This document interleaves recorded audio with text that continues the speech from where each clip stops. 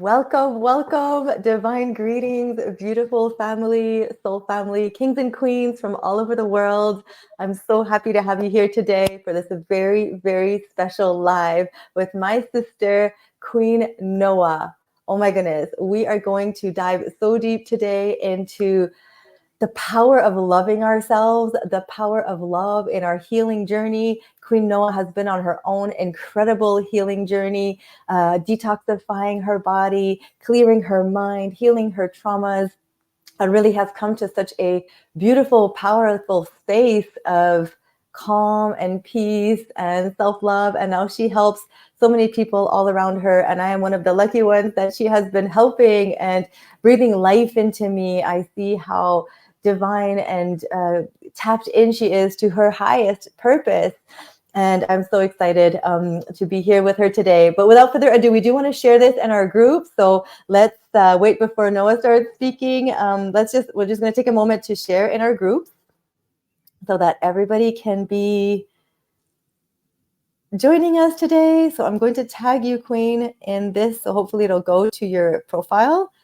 I'm actually sharing it now. Okay, excellent, excellent. Yeah. Thank you all for joining us. We're so happy to have you here. If you have any questions too, drop them in the chat. I will be able to check out the chat. And hopefully we'll be able to answer your questions. I'm just going to share it in the revolution. All right, so you got it in your group? No, I don't have the option to share it in my group, just to my page. So maybe you can share it in my group. Oh no. Okay, let me do that. Yeah. I think it's because maybe my settings are set to... I can only share it on my profile. Okay, I got it shared into your group now. Welcome, welcome. Hi, Auntie Gwen. So good to have you here today.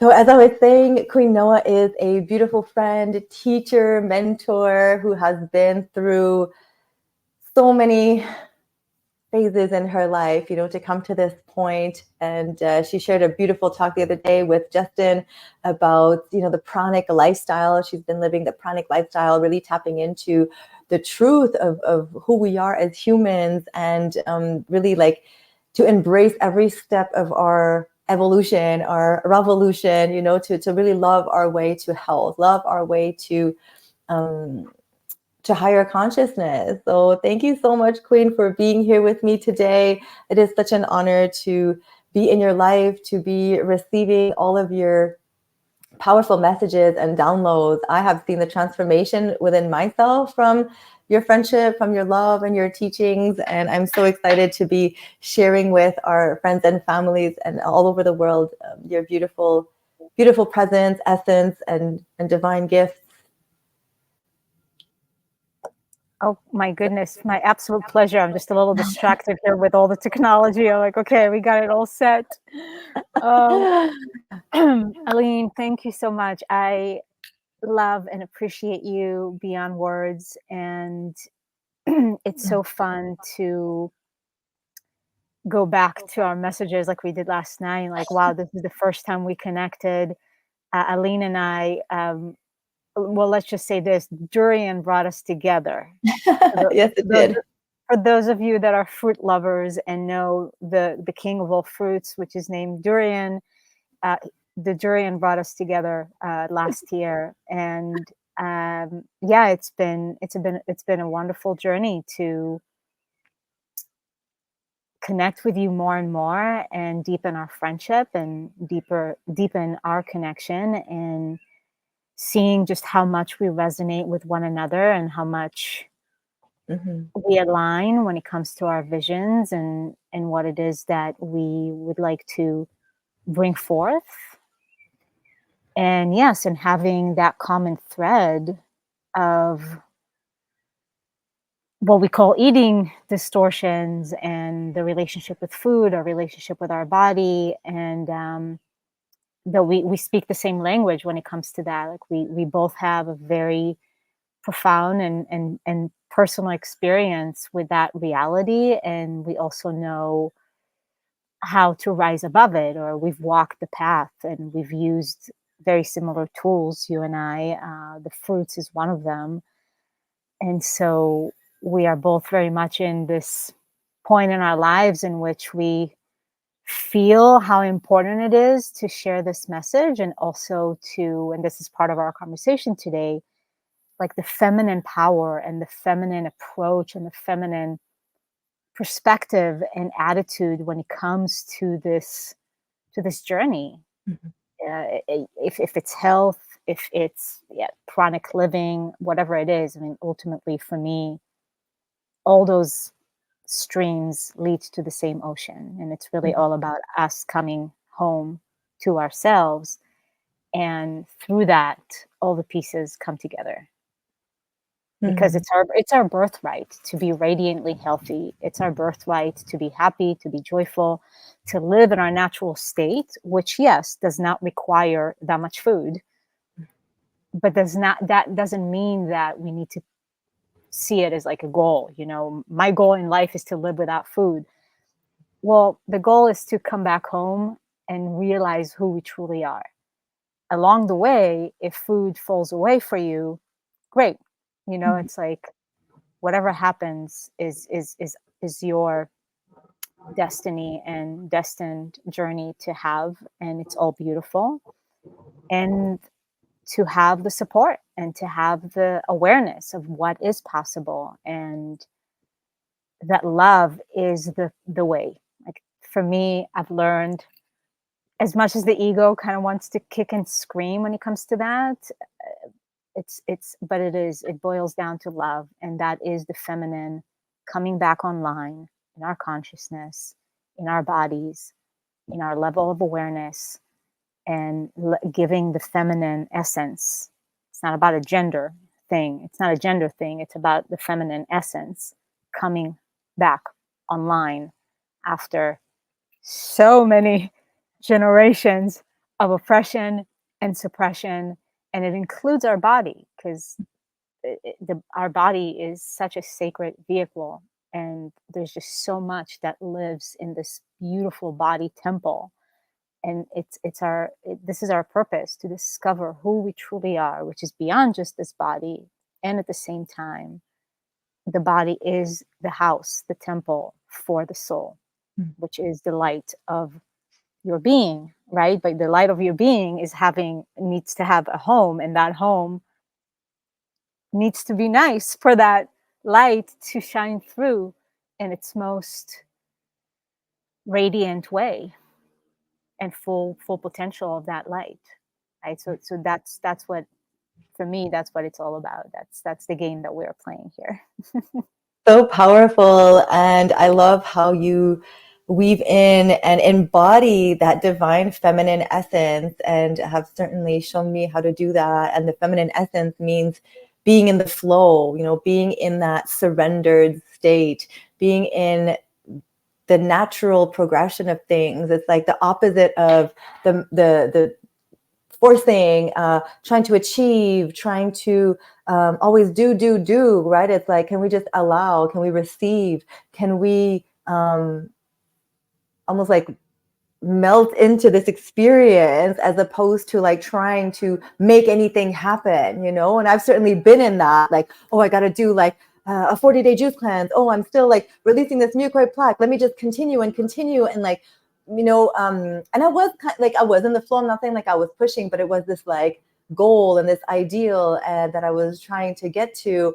And then also like beating myself up if I came off the path, and even we've had conversation about like, oh my God, I can't believe I'm eating cooked foods. I felt like I was lesser than. I felt like I wasn't doing good enough, like comparing myself to what others were doing and feeling like, oh, I'm a health coach, therefore I can never be in this space. And you really helped me. And this goes for everybody who's on this path, who may be, experiencing this, like,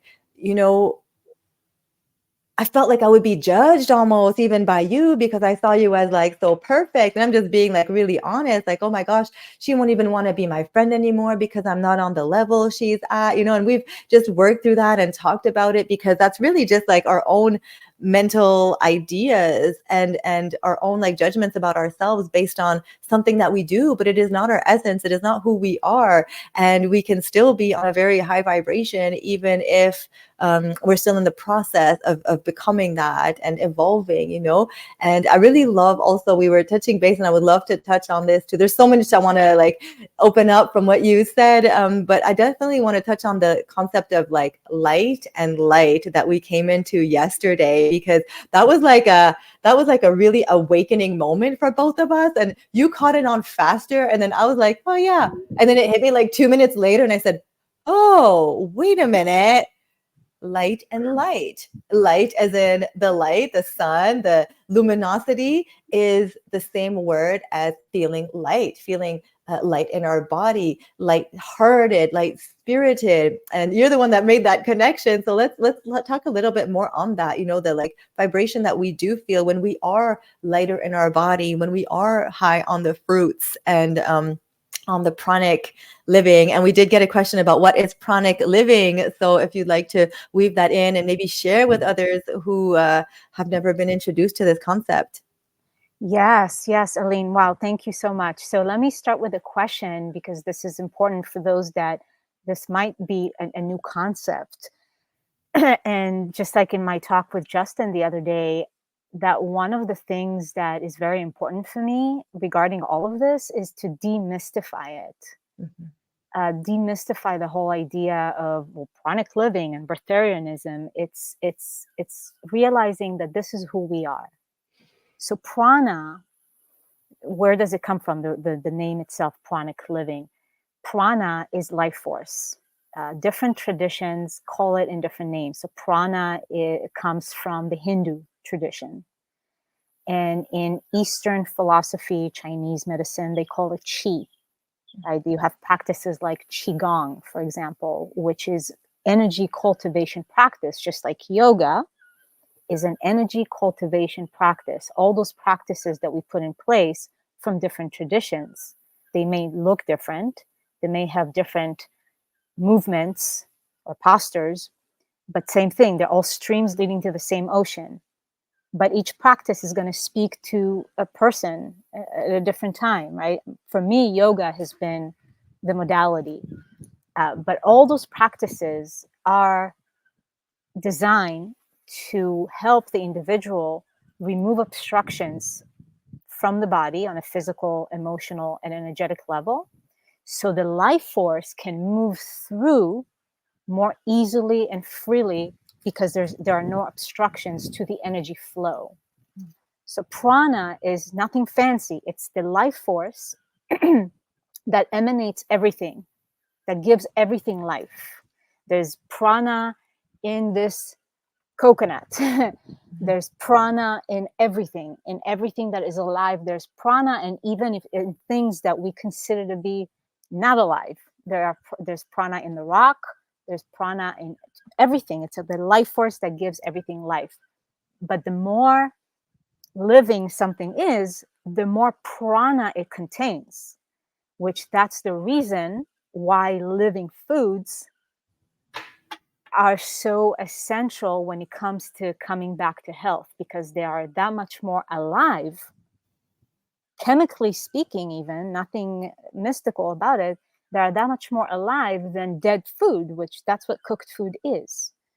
So the more life you bring into your vehicle, the more life is going to move through you. And within the living foods, we can go, from the dense foods to the lighter food, and that's why fruits are like at the top when it comes to the living foods, because those contain the most amount of life force. They're not processed, they contain all the elements in a beautiful package, and they are filled with prana. So pranic living is having that life force moving through you, which we all have that already. But the difference is, or the process is, that number one, we remove the obstructions so more prana, more life force can circulate in the system. And that's where we get our energy from. And when that happens, then the body becomes more efficient. And we don't actually need to consume external substances to get energy. So we become that much more self-contained in that way, that much more sovereign, you can say autonomous, that there's energy circulating in the system on a continual basis.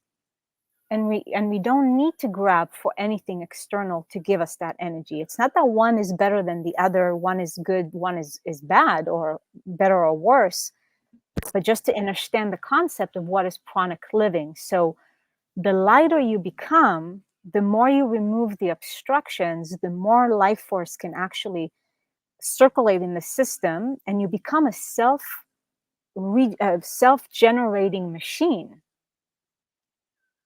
in which the energy is that much more refined and is that much more powerful. Yeah. Now, there's also prana all around us all the time, and that's why the importance of, just like with living foods, the more you live in accordance with nature and close with nature. There's a big difference between sitting in an apartment in the city, bombarded by EMFs and whatnot, than when you are surrounded by trees and flowers and you have fresh air flowing all the time and you have clean water that you're bathing yourself in.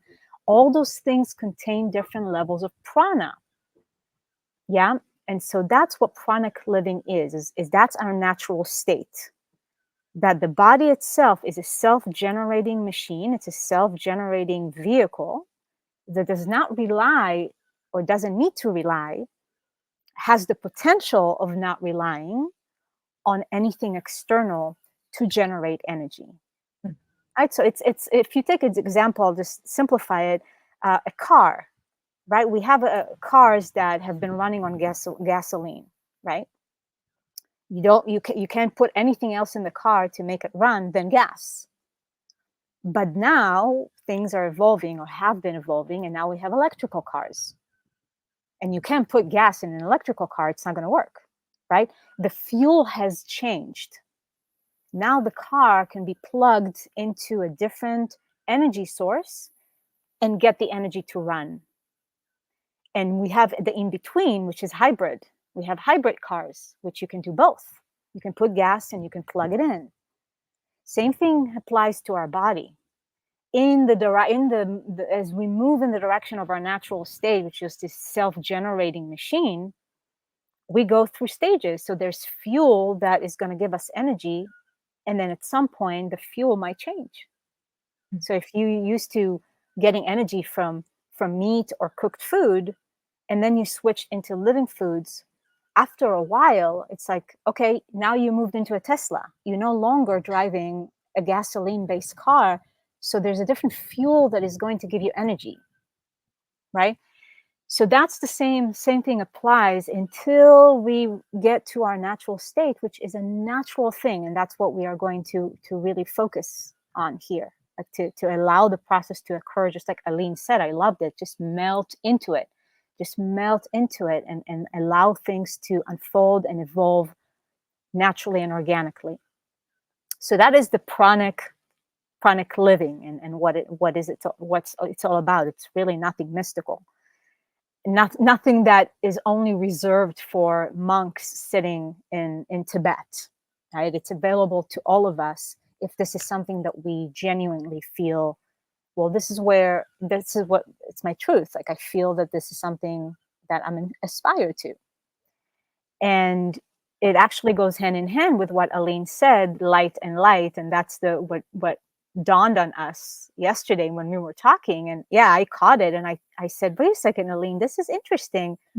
The English language doesn't have, like, right now, and correct me if somebody has another word that they can give us, but in English, we don't have one word that describe two different things or several things. In Spanish, it's very common. Like, one word can mean 6 different things. And there are other languages just like that, and that's why it can be confusing, that one word can mean a arm and a donkey at the same time. It's like, okay. So, but in English, we really don't have that. We have one specific word for each object.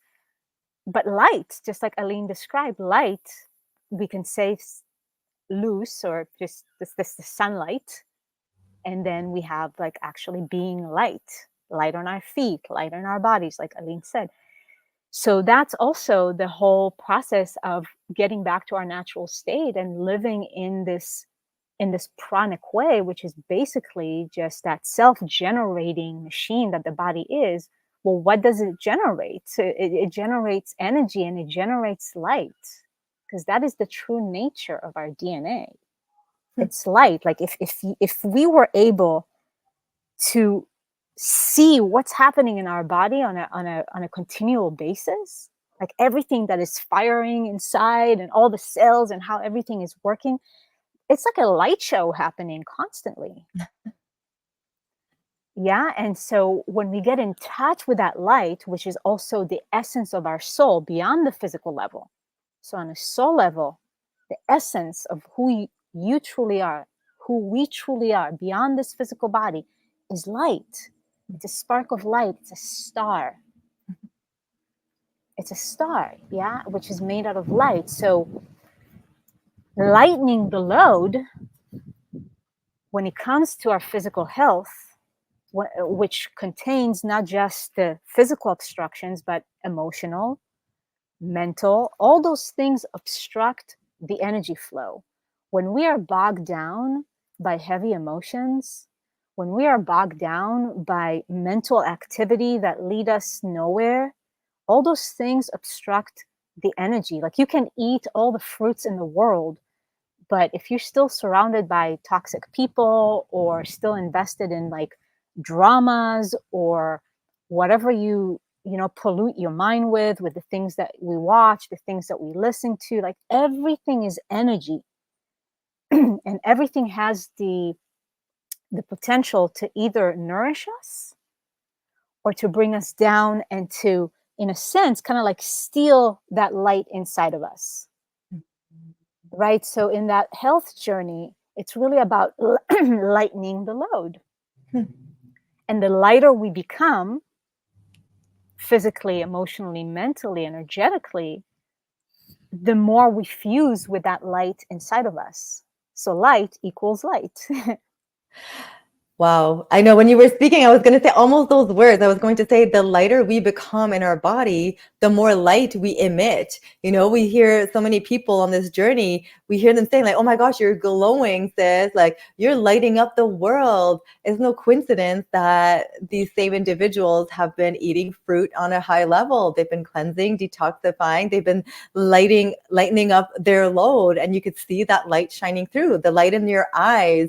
Everything starts to come online when we literally become lighter in our body. And I've certainly felt that experience even from 4 days ago. I lost about 3 pounds just being on watermelon in a few days. I'm a whole other person. So I can't even imagine what my state of consciousness was when I was weighing 180 pounds, 50 pounds heavier than I am today. All that weight was really weighing me down. All that waste was really taking me away from everything I can do today. Like I couldn't even do it there. I had so much brain fog. I couldn't even focus.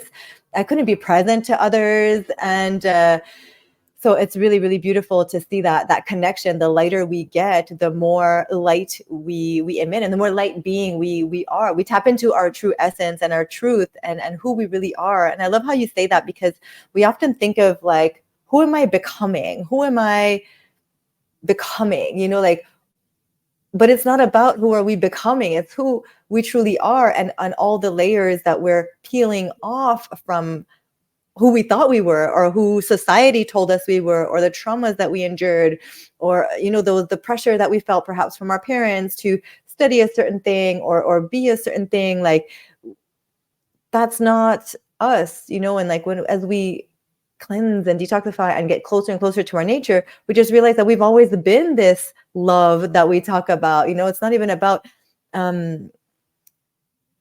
we are that love. And it's just about discovering that love. And I love how you say at some point, it won't even be a choice that you have to make. You know, for now, perhaps it is a choice every day. It has to be a conscious choice. Like, okay, what am I going to have? Am I going to have the fruit, or am I going to have the cooked foods? Am I going to smoke or not smoke? It might need to be a choice for some time, but at some point, like now, I don't even think about it. Of course, I'm not smoking today because I just love myself. But back in the days, it was a choice to not drink. It had to be, it was a daily battle. But now there's no way that I'm ever going to go back to drinking. So it's like this natural progression of letting go, of surrendering to the process. And I love how you say that too, because neither of us thought we would be um, here today, you know, where we are. We just wanted to feel better. We got the calling to stop eating animals.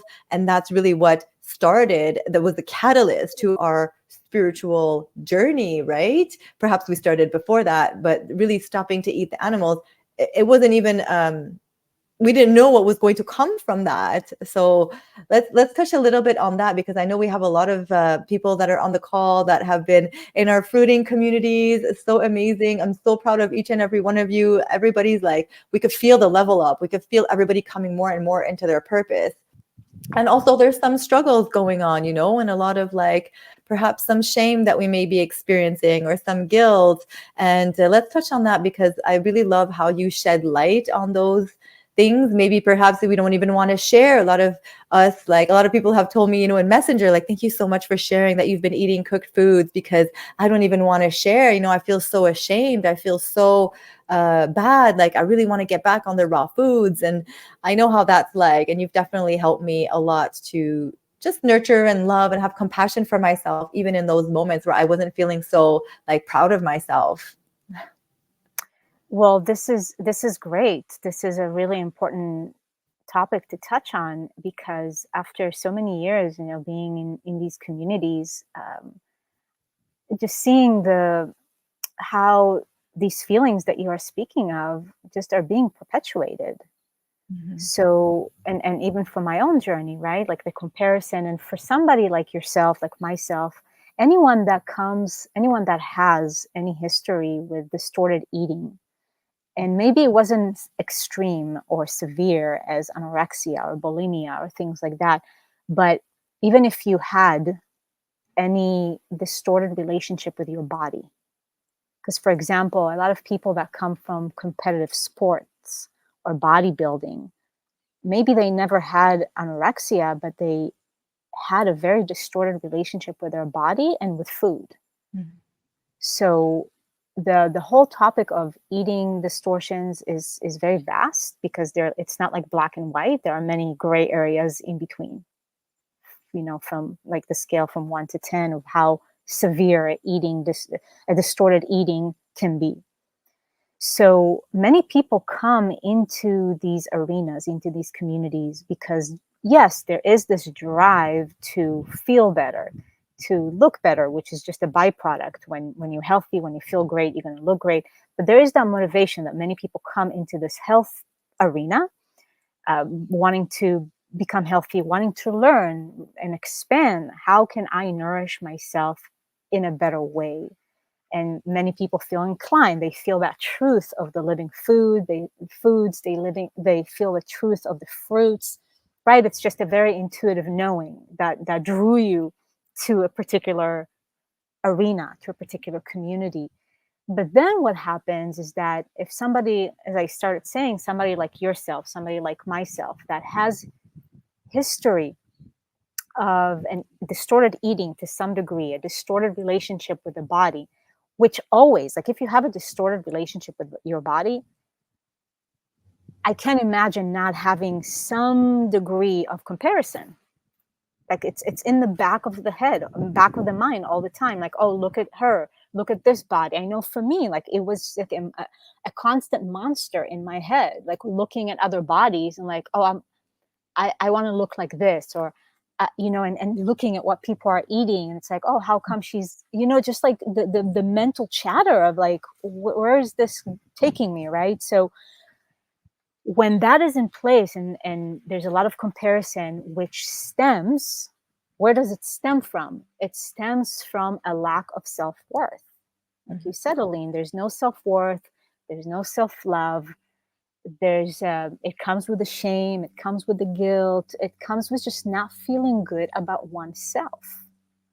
And so when you take somebody like that emotionally is not in a good place, that there's not enough self-confidence and really just like, I am the bomb diggity bomb bomb, you know, and you put them in those communities, which, as much as it's great for being exposed to information and learning and being inspired, right? There's a difference between being inspired than comparing oneself and then feeling shitty about oneself because, hey, I'm not where she is.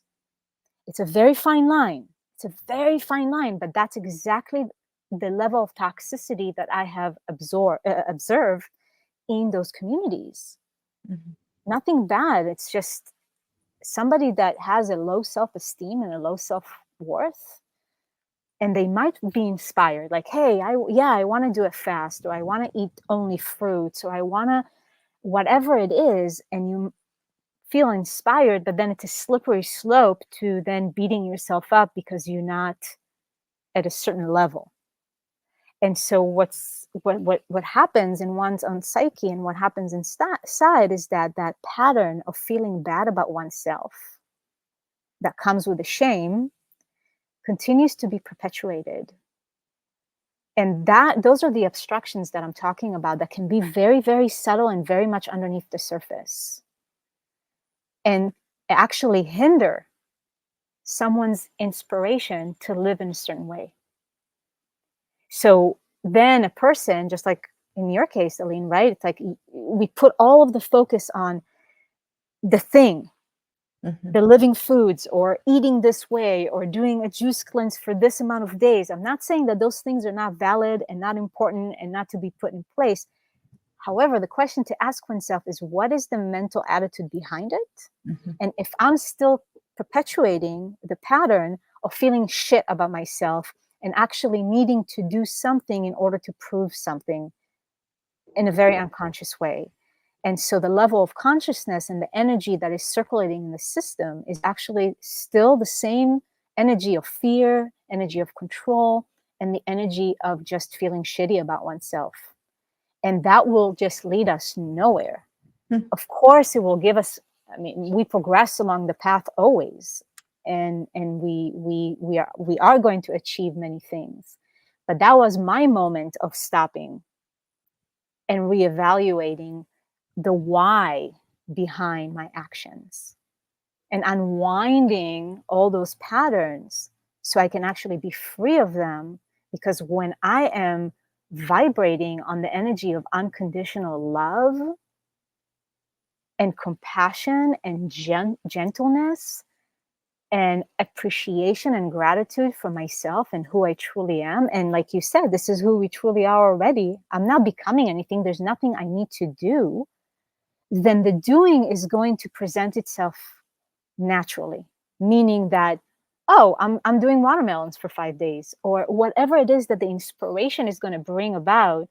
And when you see somebody like Aline or whatever it is in the community that you are a part of, that you feel genuinely inspired, and you say, okay, yeah, I'll jump on board, but there's no comparison.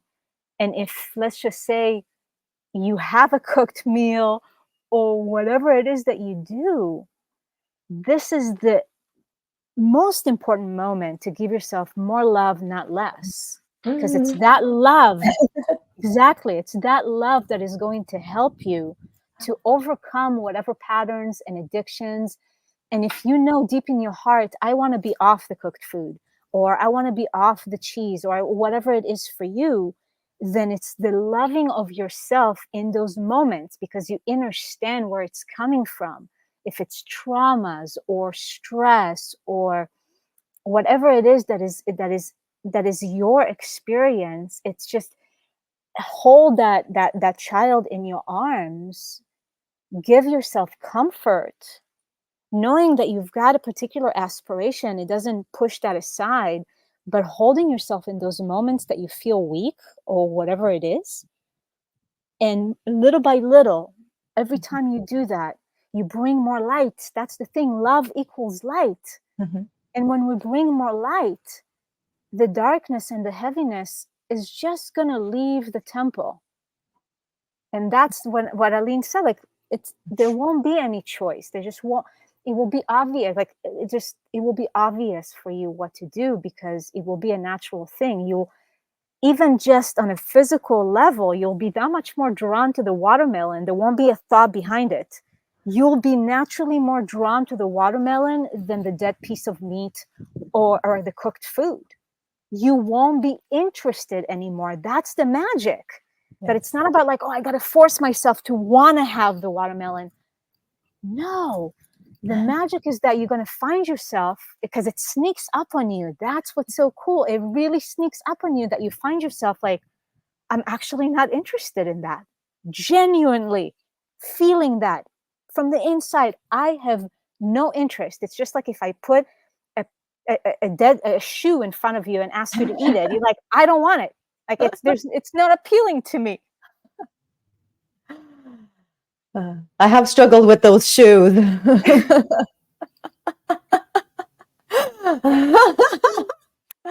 I would love to touch on this if that's okay, because everything you're saying is so golden, and we could definitely use me as an example of everything that you're saying, and just to like bring it home to my own experience. And I'm sure a lot can relate to this, and you helped me with this. And I saw a video that you had made a couple of years ago, or maybe 2 years ago, and you were describing, it was, I call it the tamales story. And this tamales story really stuck with me, because honestly, I was in the midst of my own mental obsessions around food, a lot of judgment around this is good, this is bad, I should be doing this, I shouldn't be doing that. It was very, very rigid in my mind, right? And anyway, I heard you talking about the tamales, where it was like calling you, and at some point, and you were very, very clean, you were like only on fruit, but at some point you were like, I'll just have the damn tamales. Like, let me just have it, let me just get it out of my system and love myself in eating the tamales. And I said, wow, Queen Noa had a tamales. Like, that's a lot of courage right there. And it really sank in my soul, because I've had a few tamales moments since that time I heard it, where I was like, raw vegan, no, you can't sway, you can't come off the path. And I really feel like, and as much as I was like trying to get on the fruit over the last 2 years, trying to get myself back onto the raw foods. I had been raw vegan for 3 years. And then the last 2 years, I've been eating cooked foods and really struggling with that, But in the last month or two, I would say there's been a letting go. I just accepted it. I've just accepted that this is where I'm at. I'm eating the cooked foods. And I had to remove the guilt. I had to somehow find a way to really fully accept myself where I am, just like how I had to accept myself in going back to cannabis, because I went back to smoking marijuana many times, even though I knew it wasn't good for me, even though I knew there was so many consequences. But the last time I ever smoked, I went into it with that love for myself. I was like, here I am. I'm using this for comfort. I'm using this because I need it right now. Doesn't mean I'm always going to smoke. I'm not smoking right now. And what really allowed me to let it go, finally, the last time, was really doing it with love, with consciousness, with awareness, bringing light to it and saying, okay, this is where I'm at. I'm going to love myself there. And honestly, the last few months, I've eaten things I have not eaten in years. Like, I wasn't eating bread, pastas, rice. And I'm not necessarily saying go eat those foods. I'm just sharing my own experience, that in order to get to the fruitarian life, the pranic life, I'm going to need to love myself here fully and have that unconditional love for myself to get to that next stage. I was forcing my way to the fruit, in a sense. And it really was like a progression of like seeing different people doing it, releasing some of the fears I had around being all fruit, seeing my amazing soul family, Matthew, Bobby, Faith, Lucia, Ken, being on this lifestyle, Queen Nana, like I'm seeing you all, Noah, like just showing me what's possible, and also giving me so much love for where I'm at. And that love, I'm telling you, this watermelon has been almost effortless. It's been a really natural progression. like I've never experienced before, where even though I had a few like cravings on day 1 or 2 a little bit, but like I got onto day 3 and I'm literally like so liberated. I'm feeling amazing. Like I don't even want it anymore. So I'm continuing on this.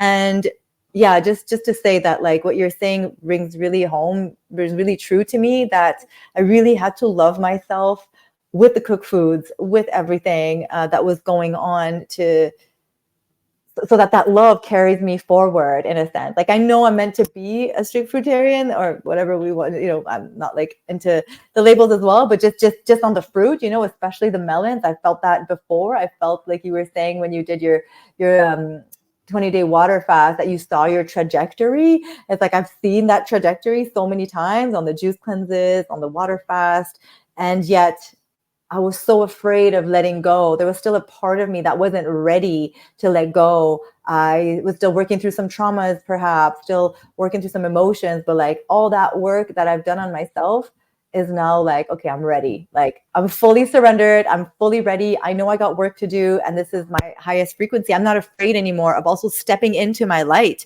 because like sometimes we're afraid of that. We could be afraid of our light. We could be afraid of our power. We could be afraid of all the lives that are being affected by us. It could be overwhelming to do that.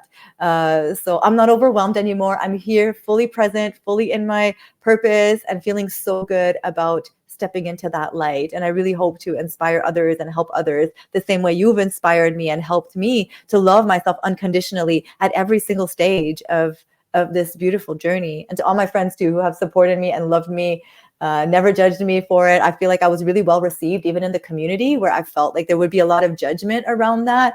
I was only met with love, you know, which was really like miraculous, I find, because I know there's a lot of like cancel culture out there, and a lot of people that, if anything, my audience grew from being so authentic and being so real. So yeah, I really appreciate that and everything you're saying. So thank you so much for loving me through that, because by loving each other too, by loving each other, by seeing each other and just being like, it's okay, like you're doing great, you're doing amazing. Like just one comment could bring so much love into someone's life. Be like, oh, because we're so used to being punished, maybe like judged for whatever reason. So it's such a beautiful energy to be in at graduation. I feel like I'm ready. Thank you, Matthew. Yeah, I'm not seeing the comments, so you just Okay. If you if just you go on, yeah, sorry. oh If you yeah, go I on guess Facebook, you'll see it. Yes, if you go on the yeah. live itself, you'll see it. Okay, cool. Yeah, but Mhm. let me know if I miss any questions or anything. Then yeah, just let me know. Let me just turn on the volume here. I'm seeing mostly comments. Ken is saying, yes, will the fast bring, like to ask ourselves questions behind what we're doing. Yes. Yeah, it's the why. It really is the why. And Hmm. I want to say for something that you just shared, when it comes to love, in your own experience, you know, with the community, that you received so much love and there was no judgment. And obviously, it's like we experience life from where we are at internally, right? So, and I totally get it, because so many are in the same boat of equating, like we believe, there's a belief that I'm only going to be loved if I perform a certain way. That's also where people pleasing comes from, and you kind of like become a puppet on strings. Like I only need to be eating fruits in order to be loved, like whatever it may be. But then again, the motivation is not correct. So like we are become our own, we sabotage our own aspiration, basically. Like, yeah, you saw your trajectory, you know what the truth is, but the motivation and the fuel behind it is still lurking underneath the surface. And all those patterns and all those wounds and all those traumas that are lurking underneath the surface, they start to fester and they rot. You know, there's like rotten material underneath the surface that continue to pollute the entire garden. So it's like you've already seen the vision of the garden, you know how beautiful the flowers can be, but no matter how much water you give them and there's sunlight and you speak to them every day maybe, and it's just like, but they're not like blooming to their full potential. It's because, well, there's still toxic material in the soil that we are not seeing.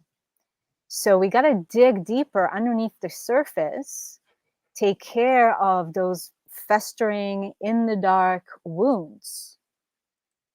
And then the garden really flourishes to its full potential. And you actually don't need to do as much as you did before.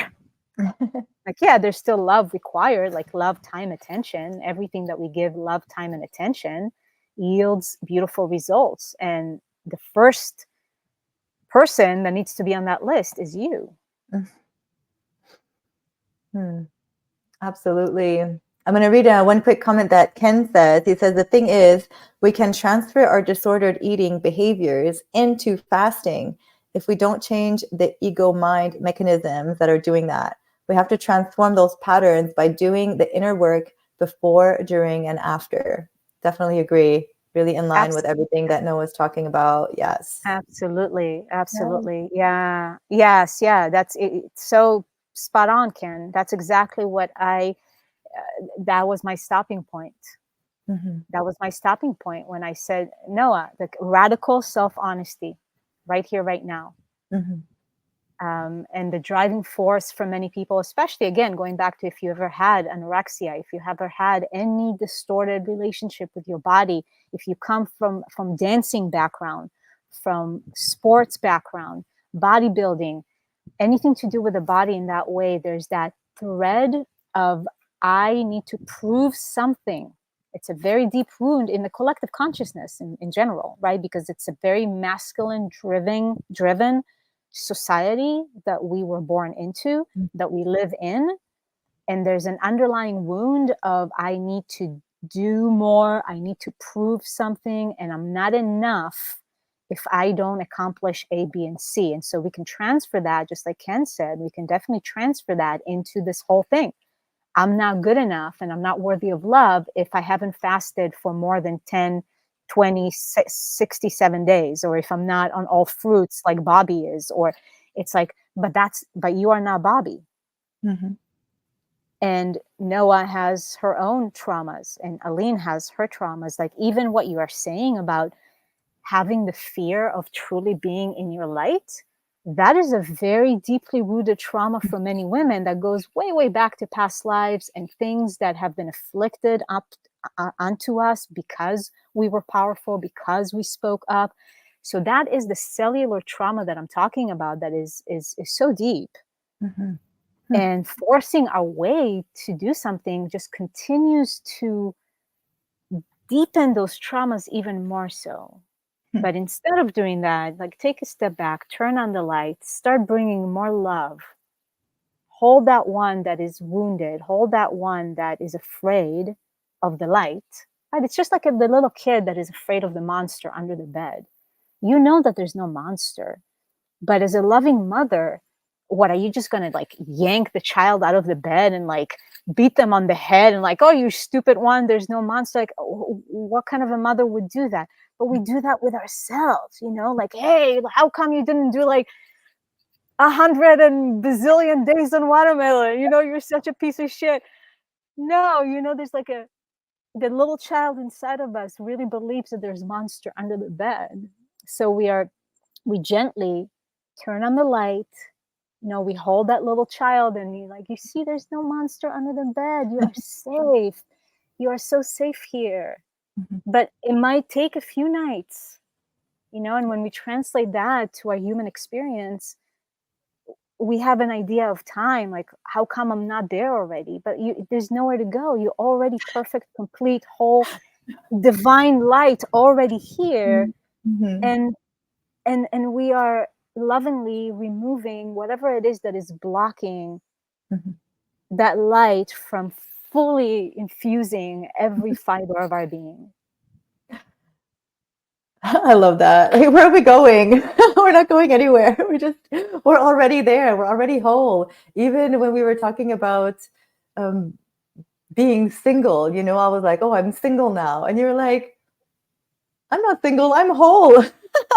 Like, Yeah, I'm whole. I don't need anybody to complete me. I don't need anybody. Like, I'm already whole. Like, there's no one to there's no one that I need. Like the divine union is within ourselves, and that's really the the absolute ultimate is to merge that feminine and masculine within ourselves. And if somebody comes along the way that wants to add to our amazing experience that we're already having of life, great, you know. However, they have to be very aligned with us. They have to be like, you know, it has to be a very elevated, conscious kind of partner, you know, at the stage that we're at. And not everybody's going to fit that criteria, even though they may want to. They may want to be in your presence, they may want to be in your light, but we have to really protect our energy at all costs. And that's another really important part of like loving our way. I love how you say like to remove those distractions, to remove the drama and the negative people in our life, to actually leave those relationships that are causing us harm. So many of us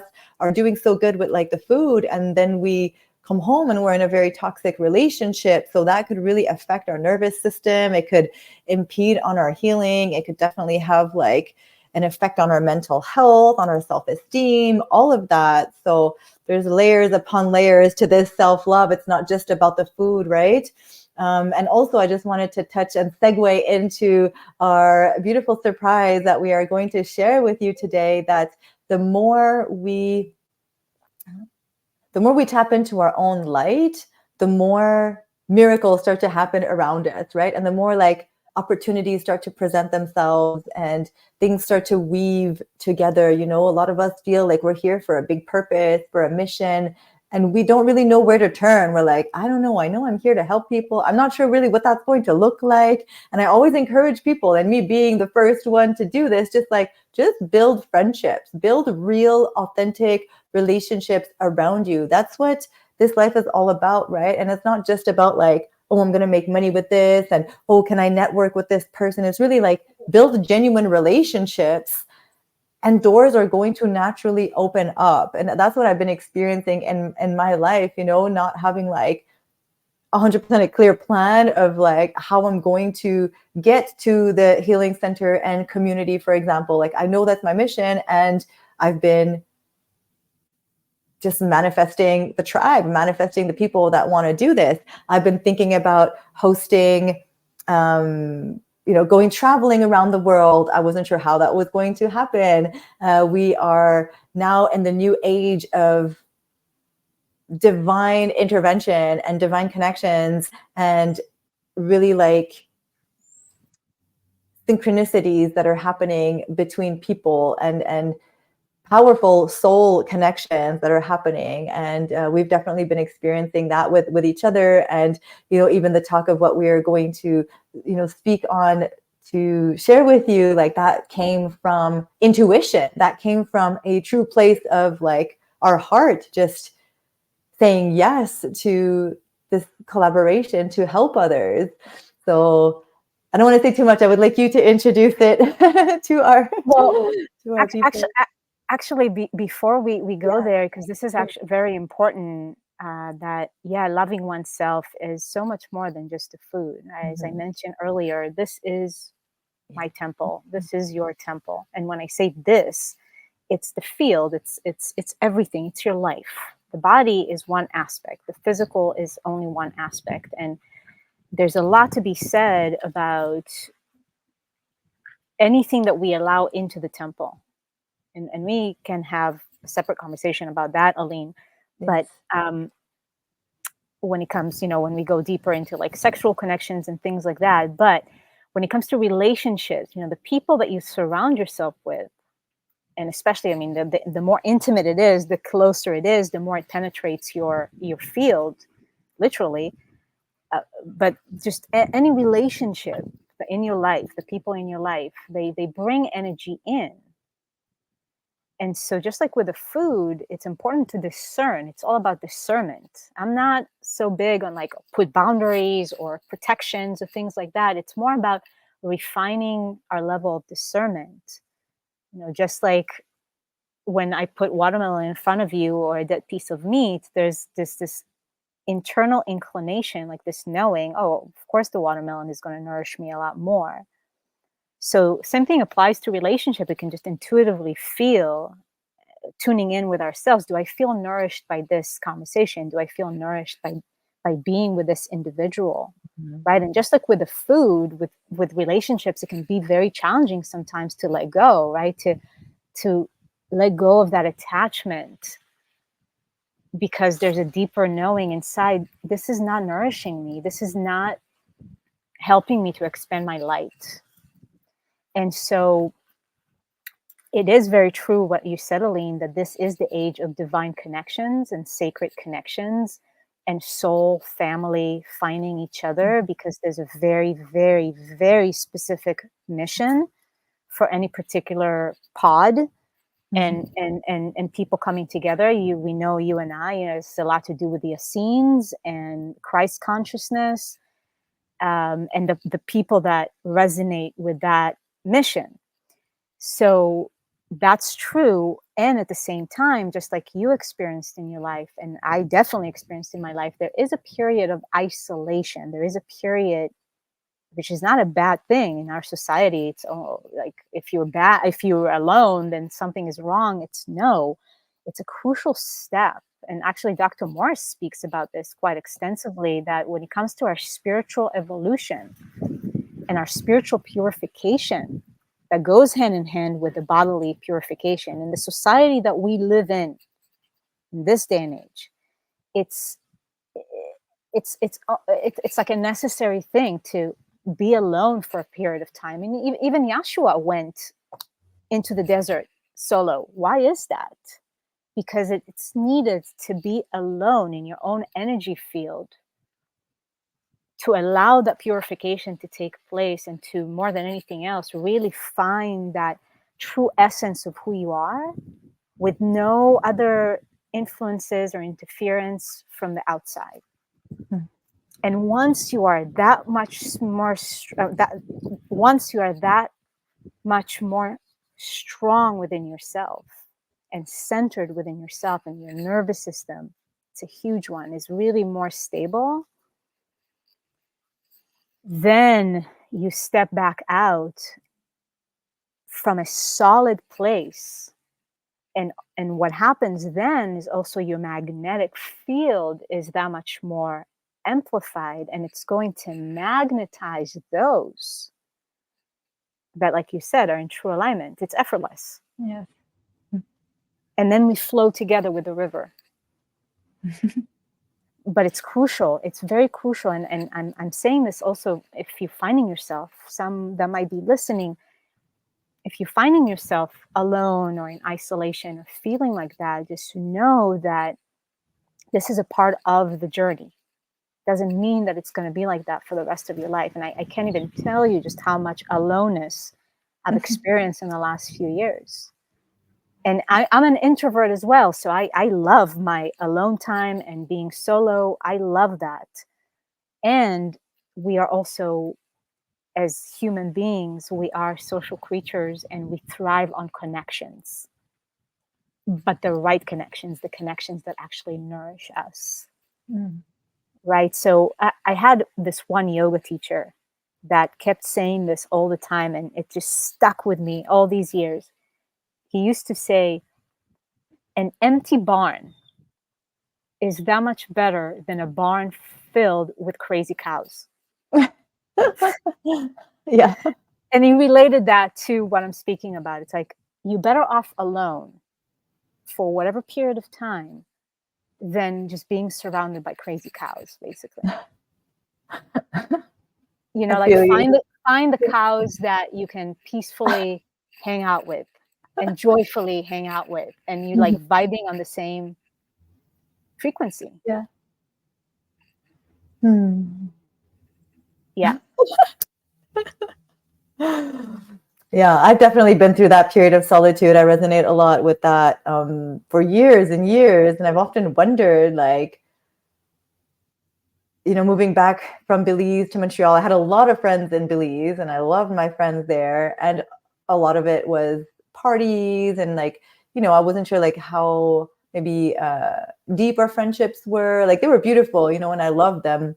And then coming back to Montreal, I had lost a lot of my high school friends. I wasn't really surrounded. The friends I made were the ones I made in rehab. Like, I had to build my own new network, and really, I didn't have a lot of friends, maybe one or two, one of which was Anne-Sophie, who recently passed away, and it was just like, I found myself to be very alone. And even that friendship was difficult because she was always in the hospital. So it's not like we could go and like do fun things together. You know, she was very bound.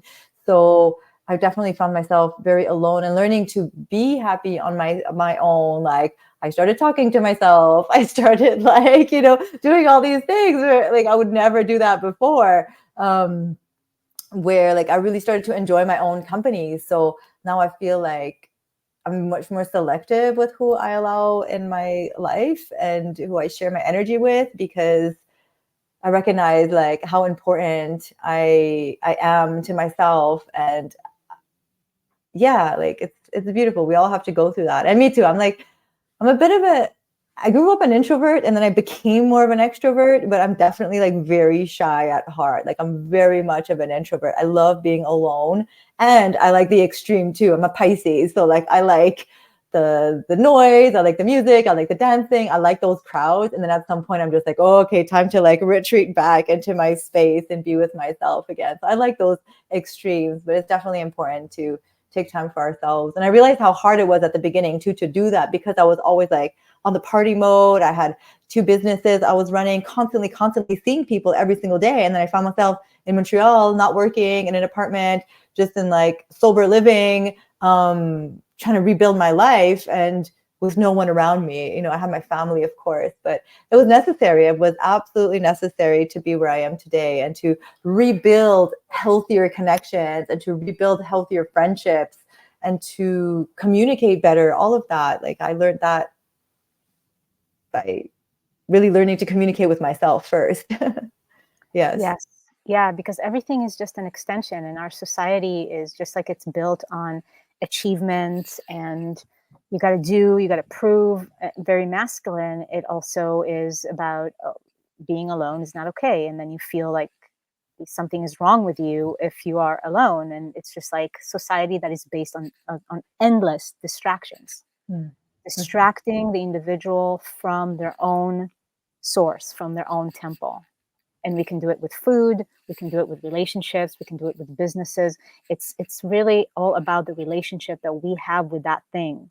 So it's not about being a monk in a cave, unless that's your destiny and that's your calling. Then by all means, you know, enjoy. But again, it's like this authentic, it's an authentic expression of oneself. Like if that's your calling, that's your calling. That's why there's no comparison, and it's not that one is better than the others. And it might be that you might be a monk for a period of time, and then you come out into the world, and vice versa. So it's all about tuning in to oneself. But if there's so much noise inside and outside, how can one actually tune into the true voice and what it's saying? Mm. And that's the whole game about, is to have enough quiet inside and not to have all those distractions on the outside taking you away, or all that noise taking away from actually listening and knowing and discerning what is the voice of truth inside of me that is guiding me to what God has placed in my heart. And Be that requires still. solitude. Yes, that Just requires stillness. That requires self-honesty, mhm. and having the ability and the courage to let go of those things that only bring more noise into one's life, and take out or take away from that centered place inside. Mm.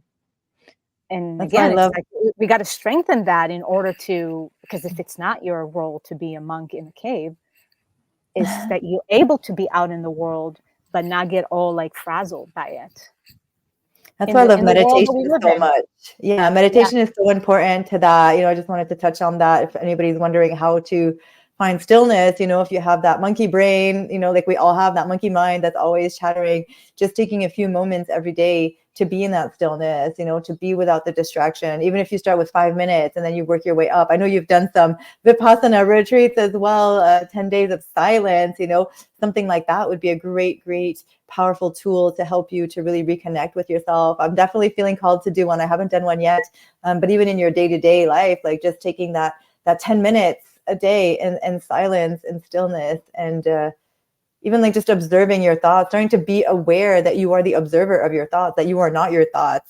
That's a big one. You know, a lot of the time we're just like victim of our thoughts in a sense, until we empower ourselves, until we realize that we are spirit, we are consciousness, we are pure consciousness observing. We could observe ourselves and be like, oh, there's a thought. Like, I don't have to get attached to it. I don't have to get caught up in the drama of it. I could just watch it pass like a cloud. Oh, look at that. There's nothing. Like, there's going to be moments where there's going to be nothing. And then there's going to be moments where thoughts come up. But just taking that changed my life. Like, just to notice that I am the observer and I am not, and I can actually change my thoughts. I can actually change what's coming up in my mind. If I think like, oh, you're doing this and you're so stupid, for example, I'll be like, oh, did I just insult myself? Like, am I just being mean to myself? Like, where did that come from? And be like, you're not stupid. Like, you're amazing. You're smart. You're doing your best. You're growing. You're learning. Like, just try to change that story, because I had the worst story in my head. I was very negative with myself, and I didn't even realize it. I didn't even realize how mean I was to myself. And then all of, like you said, my whole reflection of my life was a reflection of that. I was in a very abusive relationship, with a very controlling man. I was drinking, smoking, doing drugs, binging and purging. There was just like all these reflections of my self-talk in my life. That was a manifestation of really what was coming from within. And now that I'm like learning to talk better to myself, like everything is starting to change. The quality of my friendships, I'm not in a toxic relationship, making money, like all these things are coming from me just being kinder to myself. So our thoughts literally control our reality. Not control, but they affect our reality. Our reality is a absolute. And even saying like, I don't trust people. I used to say that a lot. Like, I don't trust people. I still sometimes let it slip because people are people. But I had to be mindful of even those words, because what was I attracting? People I couldn't trust. So now I've been like, no, people are trustworthy. I am aligning and attracting people who do love me, who genuinely really want my best interest at heart, that I can trust. And that's a belief as well, to believe like people are trustworthy. There are good people in this world who don't want to harm me. So that's all been like a work in progress. And I'm seeing the fruits of that. Around me. Mm-hmm. Yeah, that's the devotion that's being devoted to yourself. Mm-hmm. And then covering all those pieces that you're talking about. And what you said about the meditation is so true, the being the observer, because we can apply that to cravings, just like the thoughts, right? It might be a little bit more difficult because cravings have many different layers to them. They come from the physical level, they come from the emotional, they come from the psychological, they come from a nervous system level of instability. So it's a very strong force when it comes to cravings. But meditation is one of the keys to start creating more distance. Mm-hmm. So we are not just like we are not identified with the thought, then we become less identified with the craving. So when something does come up, we develop the ability to be the observer and like, oh wow, look at that cute craving. Oh, so cute. Wow, you want you want salt? Oh, really? You want the cooked food? And it's like, but this is where the masculine and the feminine come together, and there's a dance, because I see a lot of people also going to the extreme of bypassing, or just this denial, basically just being the observer, and that's a very masculine approach, and we got to blend the two in order to create harmony. So the observer is the masculine. It's like that, that father energy of observing everything from a higher vantage point, seeing the craving, knowing that that's not me. That's not me. But then also embracing that little one that is like, why are you craving it? Oh, you feeling sad. Oh, you feeling unseen. You feeling triggered because A, B, and C. That in that moment, that craving might be coming from a deep emotional place that is asking for our attention. So sometimes just being the observer is like kind of walking around what is actually asking for attention. So one of the practices that I give people is, and that I do is, you put your hands on your heart and like, what do I need? What do you need, sweetie? And speaking to that little one inside of you, what do you need? If it's a craving, if it's an emotion, whatever. But if we just keep with the cravings here, is What do you really need, sweetie? Because you know that it's not the salt that you need. You know that it's not the cooked food. What do you really, really need? And listen, even if you end up having the salty whatever or the cooked food or whatever it is, but even that step alone starts to change something on the inside. Because for some people, this is like something that they've never asked themselves and no one has ever asked them. What do you truly need, sweetie? I'm here to support you. Like, when was the last time? For some people, no one has ever said that to them, let alone they've never said that to themselves. I'm here with you. What do you truly need? I'm here with you. Just Wow. talk to me, baby. You know, like, and we do this day in and day out, and that's the love. That's when we, again, bringing more love in, more light in, and then those choices that don't truly nourish us will not have room to exist. It's a simple equation, but it's a matter of making the commitment and just say, you know what, I'm devoted to myself, and then we pray to God. And like you said, Aline, our words are very powerful. So I use affirmations as well. It's speaking to God and also claiming, I now make choice. I only make choices that fully nourish me on all levels. I only make choices that amplify my light. And then we let it go. And we trust fully, wholeheartedly that God has our back, front, and all sides. And that we will align with that path. We will align with those choices, because that's a powerful prayer. I am now making only choices that amplify my light. Wow. Rather than like, you know, my goal is to be a fruitarian. Well, you want to be happy and in touch with yourself and make the best choices for yourself. And that is that much more powerful than having a particular goal that puts us in a particular box. Well, the fruits are just going to help you to amplify the light. This is so powerful. Absolutely powerful. You have dropped some gems. You're sharing some powerful gifts. And actually, speaking of gifts, I did want to mention that Sis Faith put in the comments earlier that the word present can mean two things. It can mean a present as a gift, and also present as the present moment, which is so cool too, because the two are so intertwined as well. That's I could not right, think Faith. of many other words, but yeah, she brought a present to our attention. So this is so cool to, you know, the biggest present is the present moment. That is so, of course, Faith will come up with that. Genius. Yes. Absolutely. So we have light and we have present.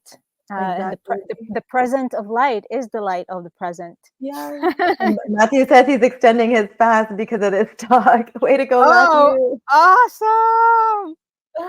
awesome. Yes. That's great, Matthew. So Just good. curious, Matthew, what are you doing? Is it water only? Yeah. Wow. Yeah. You know, and this is the beautiful thing about community and about support, is that inspiration. You know, it sparks something inside of us, and like Matthew said here, it's giving me more fuel to do whatever it is, but it's not from a place of comparison, right? It's like, wow, Aline is doing just watermelons, and that feels good, and that's giving me motivation to, ah, I'll just do 3 days on watermelons and see what happens. You know, it's like, play with it, you guys. It's like we are taking all of this way too seriously.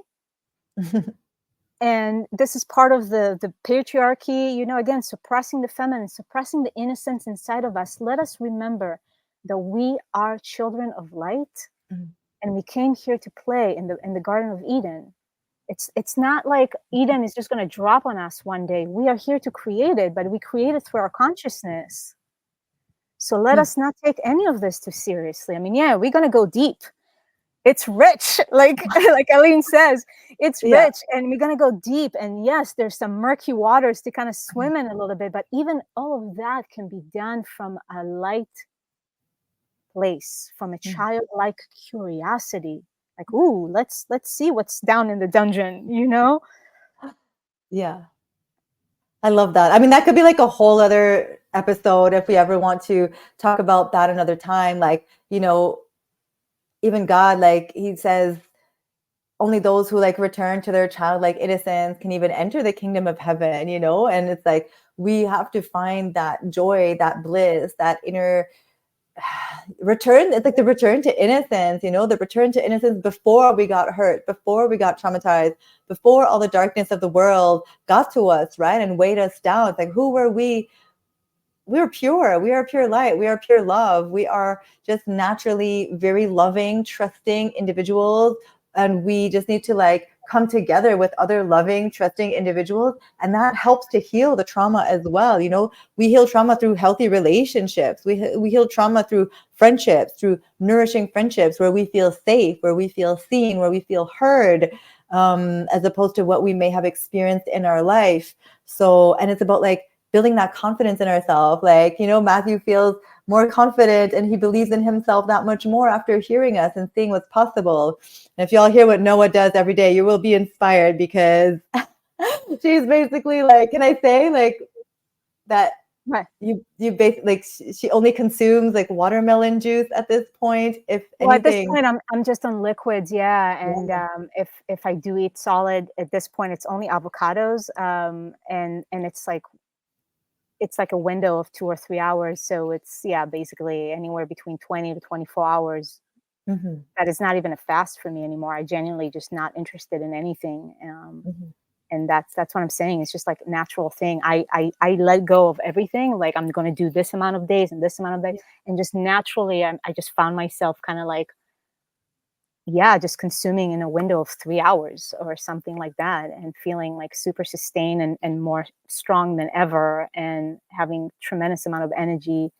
And just like, again, I talked about this on Monday, Eileen, right? Like, just seeing the mental attachments, and the more than anything else is like, it's a version of ourselves that we are saying goodbye to, and that's why we got to be gentle. It's that version of yourself that still wants the cooked food, that still wants the soul, that whatever it is, because there's an underlying reasons for that, for why you still want the A, B, and C. Mm. And so to just be gentle and knowing that there's a mourning process, there's a version of myself that I am saying goodbye to. Yeah. And the food just represents, or it's a piece of the puzzle in that version of oneself. And when we know on a subconscious level that when we say goodbye to that one piece, we're going to say goodbye to other pieces. And so there's that, again, that little child that doesn't want to let go of the security blankie. So you don't yank that security blankie out of the child's arms. Yeah. Yeah, we bring that love to ourselves constantly, again and again and again. And that's the key. That's the key. And I love what you said, Aline, like the child, the innocence. The funny thing is that the child is the one that is holding the key to the kingdom. So if Yes. we keep traumatizing the child, Mhm. then the child is like, I'm not giving you the freaking key. Mm. Ooh. Right? Exactly. It's like, I want to feel safe here, Mhm. Mr. and Miss Missy.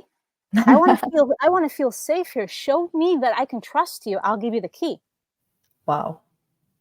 Show me that you love me, that you care about me.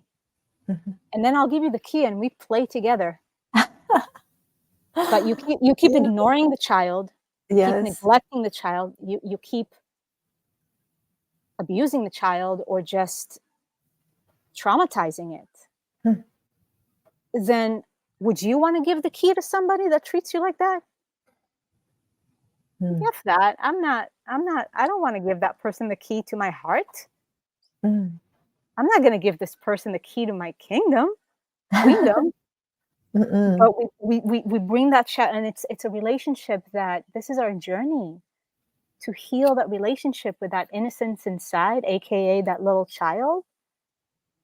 And that the whole time it's like, here, the key is in my hand, but you're ignoring me, so you're not even seeing that I'm holding the key to your very queendom, Mhm. kingdom, that is gonna unleash everything Mhm. that God has planted in your heart.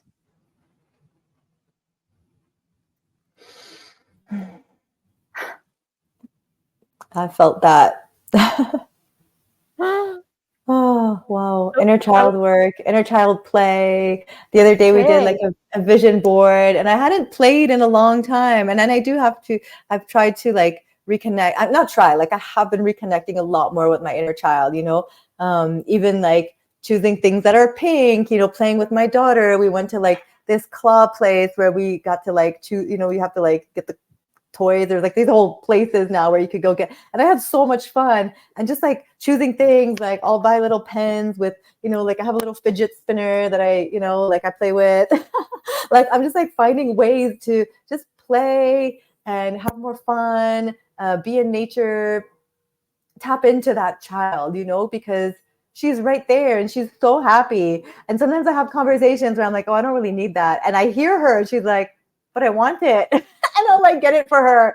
Like I literally hear her. I hear my little girl. I hear my nickname is Leanie. And my family, only my family knows this, but like they call me Leanie. So I'm like, oh, little Leanie wants a little toy. Like I'm gonna get Leanie a little toy. I'm gonna get her this. Like, too bad. I don't care what people think. Like, she needs nourishment, and I feel like a lot of us had to grow up very fast. I was the eldest of 4 kids. I grew up very fast. I had a lot of responsibilities. I was changing diapers at the age of 9. I was like my little brother's mommy, and I feel like that created a certain block in my childhood too, where like I'm rediscovering how to be a child, and I love that, I love that. And it also allows me to have the courage to even like come on live now. A kid falls when they're trying to walk, they have that intrinsic courage that I feel a lot of us have lost in our adult life, because we're so scared of being judged. We're so scared of making mistakes. We're so scared of tripping and falling, saying the wrong thing, right? And so really tapping into my child was like, go on live, even if you make mistakes. Like you may trip and fall, and like that's okay. So I got you. So like reparenting myself with that little child, and just allowing myself to be goofy, to be myself, to be light. And it's so powerful, everything you're saying. I would love to talk more about inner child, and also, oh my God, everything. We could like elaborate on so much of what we said and do like so many different talks on it. But Well, yeah. I mean, the couple of things that we have up our sleeves that we've been talking about is number one, to have, and you can even say in the comments, you guys, if you would like Aline and I to be here more on a regular basis, and we will actually have topics that Yes, we speak about, because there's so many threads we can talk now for 6 hours. We can probably sit here all day, because we it's could. like there's so many different rabbit holes to go into. And so one of the things that Aline and I have been conversing about and contemplating is to have a regular show, like a weekly or bi-weekly, in which we have these topics that we talk about, and for you guys to also ask questions. And if you have particular topics that you would like us to go into, then it's a collaborative process of all Mhm, of us. And Aline and mhm. I are just kind of like the ones bringing it forth on the camera, but it's all of us together. Yeah. So yeah, that's one thing. And then the other thing, and the little surprise that we have that I'm just so super stoked about, is that yeah, and we are getting here, yes, for that, Aline, by the way, that it would be amazing to see you two host and speak again. Yeah, Yes. definitely. I mean, Aline is a soulmate, the Durian brought us together, so obviously it's meant to be. Um, for That's all of you great. that know what I'm talking about, the Oh, durian. man. Yeah. I'm having durian cravings right now. Oh, Oh, and they will so come cute. soon. I like how you said that earlier. I was like so laughing, like so cute. Oh, there is a craving. I'm gonna start saying that from now on, instead of being like, damn you, stupid craving. I'll be like, No, but oh, this is so all of it, like cute. how we speak to ourselves all the time. Mm, Everything is like, start changing the program. If it's internal voices, if it's the external voices, and yeah, like why deeming the craving as bad, because it's coming from a deeper place, right? So when we bring even the attitude of like, oh, look at that cute craving, like a cute thought, or I speak to myself all the time. You said that you started talking to myself. I mean, people probably think I'm insane if they were looking at me from the outside. I constantly like having a conversations with myself and laughing with myself. It's like that lightheartedness that we gotta bring in. It's yeah. that, don't take any of this too seriously. Oh wow, this craving again. Oh, great. You're Mhm. awesome. Thanks. I already told you that you've been fired, but you keep coming back. Oh my gosh. Persistent are we? Persistent. Yeah. Mm. Yeah. So more to come. Basically, Eileen and I will have these conversations on a more regular basis because I know that it lights me up, and I love Mhm. sharing this, and I love Eileen as my partner. Just doing this together, side by side, for sure. It's that much more entertaining and fun than doing it alone. You're so amazing. I feel really, really lucky and really honored that we have this friendship, that we have this connection, that we feel, I love the word that you used before, like alignment, that we really feel like aligned with each other's missions. I have been looking up to you so much as an incredible, incredible mentor, as a great teacher. Queen Noa has an amazing community as well, purification to detoxification. So please check out her group as well. Like, you're a community leader, you are a powerful speaker and teacher on this, and it's just like such an honor to be your friend, you know. And I'll just share very like humbly that it took me like some time to even feel worthy of this friendship, because I had Noah in such like high regards, and I even was like, I'm not as smart as her. I don't speak as well as her. Like, what does she see in me? You know, like, what does she see in me? And, you know, we had this conversation. She's like, well, I see the light in you. I see your beauty, your grace, your heart, you like all of these things. And like, you've really helped me to really believe in myself a lot, and to see that we all have our own individual gifts, you know, and we're all so different. And I am not you, you are not me, and we are not like meant to be like anybody else. And still we could see that divine light inside each other. So thank you so much. And you definitely inspire me to learn more, to grow more, so that I can continue to elevate myself and to new heights on all levels, physically, emotionally, spiritually. And you not once judged me. You never once made me feel any kind of way for anything. And that's just like a really beautiful, safe space to be in. Mm-hmm. Mm, thank you for that. Yeah. Yeah. You don't need to speak like me, then what's the point? Then I can just why would that be interesting?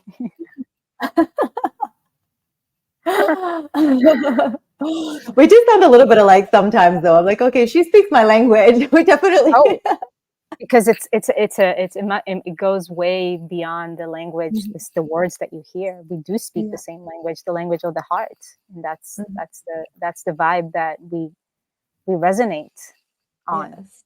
you and I. Yes. It's like Yeah. that frequency. So the words that Definitely. I utter and the words that you utter might sound different, but it's the Yeah. same. It's the same vibration, just of the heart, and that's the Hmm. soul tribe. Yeah, yeah.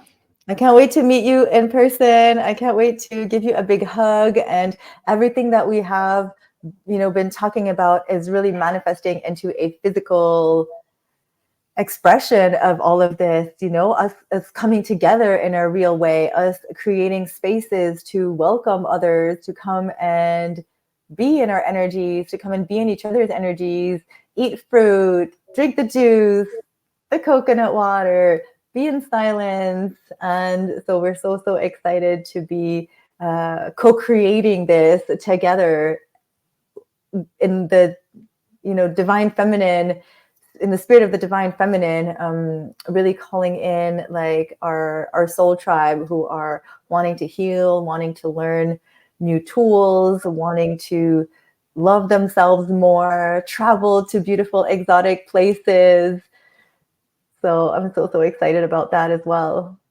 Yeah, yeah. So basically, the first it's been coming together behind the scenes since last year, Mm-hmm. basically, since we connected when I was in Bali, and the durian brought us together, and it was durian season in Bali, and that's how we Yes. started. That's how we started to connect. And I had a Aline even said on the message, like, "Oh my God, I've been wanting to come to Bali," and I said, "Come," yes. and but that was last year, so it wasn't the divine timing. But yeah, you wanted to say something? I was just gonna say my picture was like a picture of like my frozen durian in like a little container, and then she sends me a picture of like 10 whole beautiful durians on her table, and I'm like, this is you? This is you right now? Like you have this like right there in front of you? It was just so funny.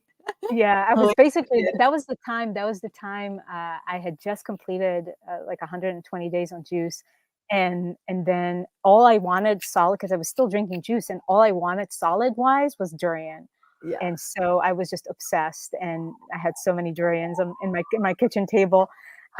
Faith is saying, "Let's all go to Malaysia." So, Yeah. Faith, this is what's happening.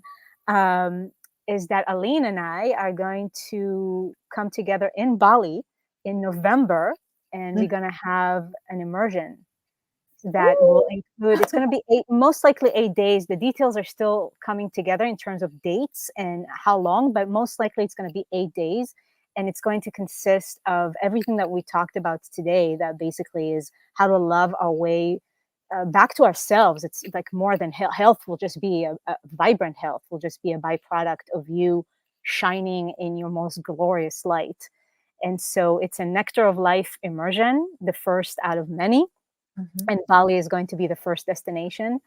And we are going to have all fruits. And Bali, of course, has amazing fruits, and it's going to be peak durian season in November. And what we are going to bring into this experience is, yes, we're going to have just fruits, but we're also going to offer a few days on only coconut water or only watermelon juice or both. And we're going to have a day of silence and many different practices to assist the process, different sessions as well, like water therapy, different massages, and really getting in touch with who we truly are and how to care for ourselves on all levels. So if you were inspired from this 1 hour and a half talk, then you can only imagine what will happen in 8 days. It's more than just an immersion, and it's more than just an experience. It's really um, getting you to a place in which will be the catalyst to a new height. And what's important for us also, because there are many experiences out there obviously, but what's important for us is to help people after the experience, like the integration time. So Aline and I are offering, we're going to have support prior, so 2 weeks before the gathering, we'll have the group together and how to prepare and all of that, answering questions and different tools that we are going to provide. And then post immersion, we're going to have a couple of weeks in which we still together come together on Zoom and just making sure that we're still in that energy. And it's going to be a gorgeous location in Bali. Again, we are looking at different places still, and but rest assured that it's going to be absolutely epic. And there will be a durian party at some point. But yeah, it's a detoxification, but at the same time, it really all about the nectar of life, and it's that nectar of life inside of you, and you are the chalice. So it's just fine tuning and polishing that chalice to contain that nectar of life that is ever flowing and overflowing from the inside. Oh, I Yeah, am so that's what's jumping happening for in November. joy. And yes, and um, I must be at that's this durian party. Yeah, so definitely contact either Aline if you're coming from her side, or if you're watching in my group or on my page. Contact me or Aline for more information. We're still, as I said, fine tuning the details and all of that, and more information will be out there. But in the meantime, if you are interested, then just Yeah. reach out to us, and we can share more. But Yes. yeah, that's just like the highlight of my life in this now Yeah, moment. you And do. I'm just so excited to come together and share all this love and share this Yeah. nectar. Mm. So sweet, so delicious, so rich, so sultry, everything. It's all about like coming home to the nectar within ourselves. And that's exactly what you're doing, what we're doing for ourselves, for the world. It is so beautiful. I see Faith saying, Durian party, my oh my, I am screaming. I've been Yeah. screaming inside too, like the greatest, just, you know, laughter, joy has come over me. I've always dreamed of doing retreats. I was trying to like set one up in Belize last year, and it just didn't feel aligned. I much rather do this in partnership with somebody that I love and trust, and we co-create something really, really beautiful together. And Ken and I have always also spoken about retreats, so we will definitely do one, Ken, as well. We will be like creating all these. Well, we're not really using the word retreat; we're using the word immersion. Sorry, I'm just so used to the word retreat. But these experiences, it's really like an opportunity to change our life, you know, to come together and co-create and just like absorb each other's beautiful light and love and share with each other. I've been on different experiences like this, and I have been changed from them, you know, from yoga to meditation to plant medicine, where I came out and I was a whole new person, you know, and more people are looking for these types of experiences. They don't just want to go to like an all-inclusive resort and just eat, eat, eat. It's really like, it's all about being in these magical places and learning a new way to connect with ourselves, with nature, and each other. So thank you so much for, you know, inviting me to collaborate in this. I think it is going to be the most amazing experience ever, you know, for everyone who wants to come. You know, it's definitely been a talk in the communities too, like where are we going to meet, where are we going to get together. We've been talking about coming together in Belize as well to come see the land, come see the space. So this is the next level. It's like, okay, we fell in love with each other, and now it's like, okay, it's time to take it to that next place of being with each other in each other's presence, creating these immersions, these experiences, and you know, the community that's coming together, a physical community. Like, it is happening, and I praise God. I got chills. I've just been like divinely guided and divinely led to this, not really fully knowing how it was going to manifest. But you know, God told me, you will know them by their fruits. And Queen Noa, you have been bearing the most beautiful fruits, and I trust you with all my heart. I love you with all my heart. I'm so, so grateful. Like, you've literally saved my life, you know, many times over. And I'm so grateful for our beautiful friendship and everything that we're going to do together, coming from that place again, coming back to like the divine sacred connection, right? Like, none of us planned this, you know. When we became friends, it was just like, oh my God, you love durian too, you know, I love you. Let's talk about durian. Let's talk about Bali. But it wasn't like there was no thought around that, you know. I wasn't thinking like, oh, me and Noah could write a book together. Like, it wasn't, you know, immediate. But after that, I was like, oh, like soul sister, like we have work and play to do here in this realm together. And it became very, very obvious to us. And now it's like the the manifestation of that is coming to fruition. So we will be setting a date very soon. We will be having more information very, very soon to share with you. So I am so excited to meet all of you, to be in each other's presence, and to be in beautiful Bali. And side note, I was supposed to be in Bali 2 weeks ago with my twin flame, and that kind of fell through. So this is how the universe works too. Like, I was literally supposed to be there, and I reached out to Noah and I was like, oh, I'm going to come see you in Bali. And she wasn't there. So I was like, oh, well, that sucks. Like, I don't want to go to Bali and she's not there too. So 2 days before I was supposed to leave, we broke up, me and my guy. So we are no longer together. I have credit to go anywhere I want on Air France, and I need to use it before next February. So this is going to be perfect. And this is the timing that I'm supposed to be in Bali, right? I was called to Bali. However, it wasn't my timing, it was God's timing. So we have God's timing at play, and I will be super excited to go visit Bali. It's always been my dream, and even more to do it with you and whoever feels aligned and wants to come in and be with us. Yes, all in divine orchestration and Yes. divine timing. Absolutely. Yeah. And in terms of dates that if you are interested, that you can start thinking in that direction, and things will come together just in the next couple of weeks for sure. But it's mid-November, probably around the 15th, or it might start on the 23rd. But 8 days, most likely mid-November into the third week of November, which is a very powerful week energetically as well. So yeah, that's the timing. Yes. Oh, I'm so excited. I'm like already packing. I'm going to start counting down the days today. Pack light. I got my backpack. That's all I need. I'm just going with a backpack. Yeah, I'm still working on that one, on packing light, because I travel with a juicer, and that's a piece of Yes. heavy Same. machinery. But hey, soon I enough know. that will drop as well. So, but yeah, pack light. Yes. I know. That is my biggest piece of equipment. No lie. When I go anywhere, I do bring like, if I'm bringing my juicer, I'm definitely bringing like a big suitcase. Sometimes I Yeah. carry on because I know I'm going to be shopping or whatever.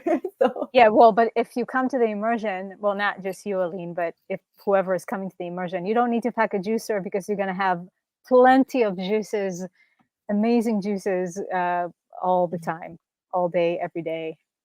mm. Oh, it's going to be absolutely magical. I could just like taste the fruit. I could just taste the fruit and I could feel the energy, could feel the sun on my skin.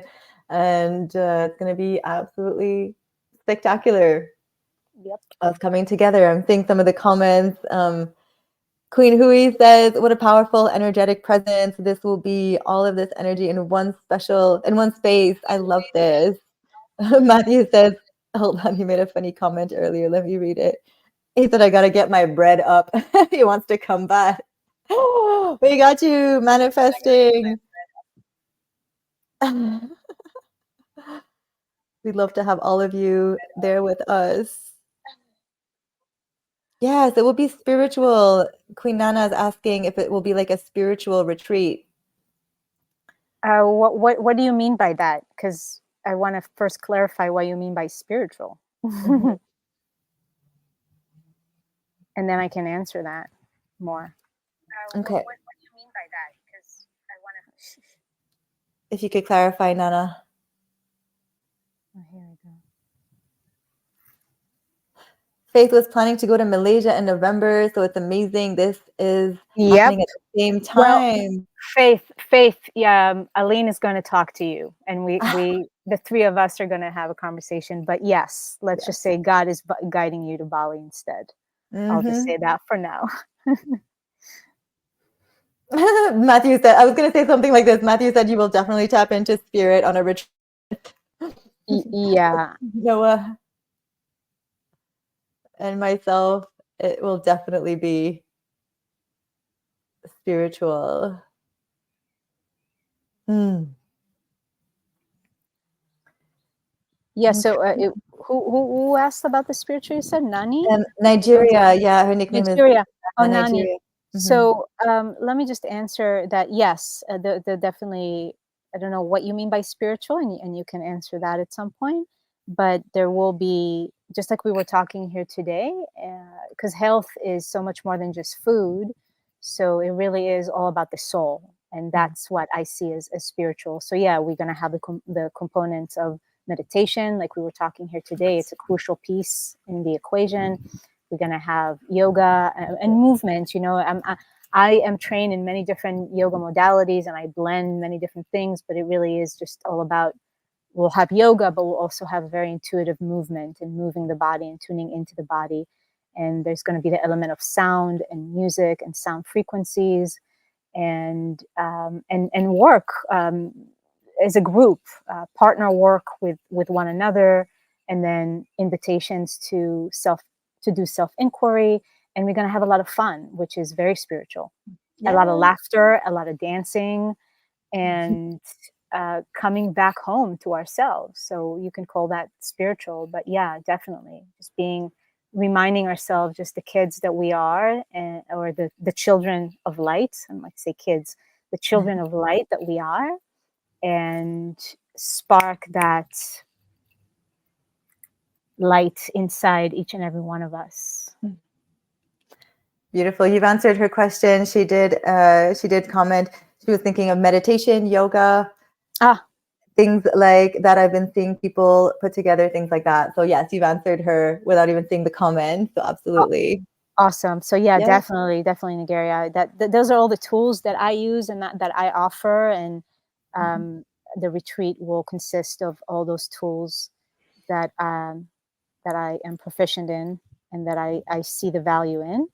And I love Faith saying this is a life retreat. Boom. Absolutely. Exactly. Ooh, yes. Yeah. So wonderful. Well, Yes. So I if you're yeah. watching the replay, just in case, because I thought I was sharing it on my page. Apparently, it didn't share. So I just shared it like 10 minutes ago, which is like the end of the video. But if you're watching the replay, then Oh yeah, no. just say replay.